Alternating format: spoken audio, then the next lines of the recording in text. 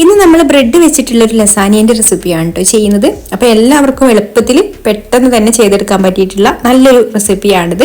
അപ്പോൾ ആദ്യം ഇത് ഉണ്ടാക്കാൻ വേണ്ടിയിട്ട് നമുക്കൊരു സോസ് ഉണ്ടാക്കിയെടുക്കണം. അപ്പോൾ അതിനായിട്ട് ഒരു സോസ് പാൻ അടുപ്പത്ത് വെച്ചിട്ട് അതിലേക്ക് ഒരു 2 ടേബിൾ സ്പൂൺ ബട്ടർ ചേർത്ത് കൊടുത്തിട്ടുണ്ട്. ഇനി ഒരു ബട്ടർ ഒന്ന് മെൽറ്റായി വന്നതിന് ശേഷം നമുക്കിതിലേക്ക് ഒരു 2 ടേബിൾ സ്പൂൺ മൈദ ചേർത്ത് കൊടുത്തിട്ട് ഒന്ന് മൂപ്പിച്ചെടുക്കണം. മൈദയുടെ ഒരു പച്ച ടേസ്റ്റ് ഒക്കെ ഒന്ന് പോകാൻ വേണ്ടിയിട്ടാണ് കേട്ടോ ഇതുപോലെ ബട്ടറിൽ വെച്ചിട്ട് ഒന്ന് മൂപ്പിച്ചെടുക്കുന്നത്. എന്നിട്ട് ഇതിലേക്ക് നമുക്ക് 1 കപ്പ് പാല് കുറേശ്ശെയായിട്ട് ചേർത്ത് കൊടുക്കാം.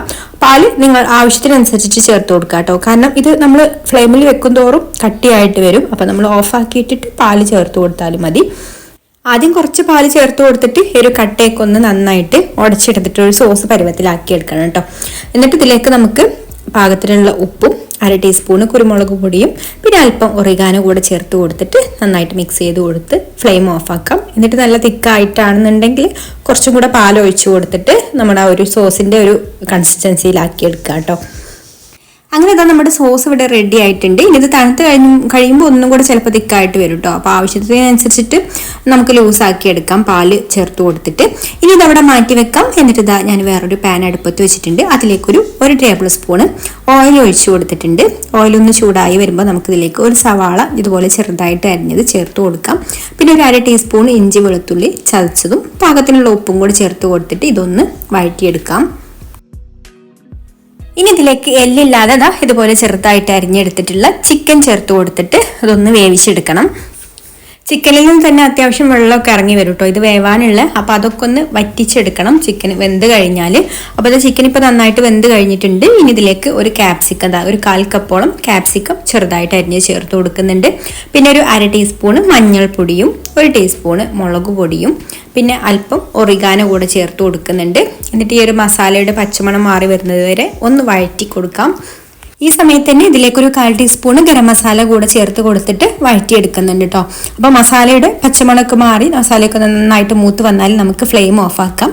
എന്നിട്ട് ഇതിലേക്ക് അല്പം ടൊമാറ്റോ സോസും കൂടെ ഒഴിച്ചു കൊടുക്കുന്നുണ്ട്. അപ്പോൾ ഞാനിവിടെ ടൊമാറ്റോ സോസ് എടുത്തിട്ടുള്ളത് ചില്ലിയും കൂടെ കൂടിയിട്ടുള്ളതാണ് കേട്ടോ. അപ്പോൾ നിങ്ങൾക്ക് കൂടുതൽ എരിവ് വേണമെന്നുണ്ടെങ്കിൽ ഇതിലേക്ക് പെപ്പർ പൗഡർ കൂടെ ചേർത്ത് കൊടുക്കാം.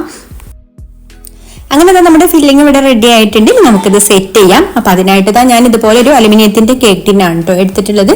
അതിലിതാ ബ്രെഡിന്റെ അരികൊക്കെ ഒന്ന് കട്ട് ചെയ്ത് മാറ്റിയെടുത്തതിന് ശേഷം ഇതുപോലെ ഒന്ന് നിരത്തി വെച്ച് കൊടുക്കുന്നുണ്ട്.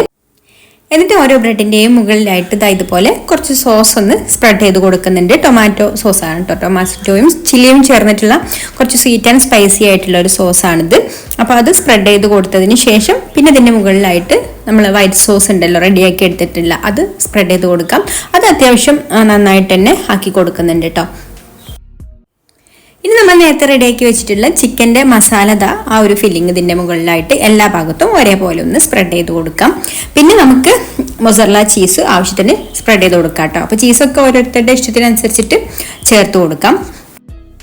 ഇനി വീണ്ടും ഇതിൻ്റെ മുകളിലായിട്ട് നമ്മൾ അരികൊക്കെ മാറ്റിയിട്ടുള്ള ബ്രെഡിൻ്റെ സ്ലൈസ് ഇതുപോലെ 4 ബ്രെഡ് നിരത്തി വെച്ച് കൊടുക്കുന്നുണ്ട്.